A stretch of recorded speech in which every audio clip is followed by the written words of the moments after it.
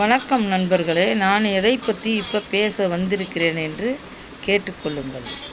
எதை பற்றி பேச வந்தேன் என்றால், கொட்டை கொட்டை எத்தனை வகையில் உள்ளன அப்படின்னு கொட்டை சம்மந்தப்பட்ட வார்த்தைகளை பேச வந்திருக்கேன். மற்றபடி பார்த்துருக்கீங்கன்னா, குஞ்சுகள் எத்தனை வகைகள் உள்ளன, இது இரண்டை பற்றி நான் பேச வந்திருக்கிறேன். அடுத்து, கொட்டைகளிலேயே சிறந்த கொட்டை அது என்ன கொட்டை, நான் கொஞ்சம் சொல்லட்டுங்களா?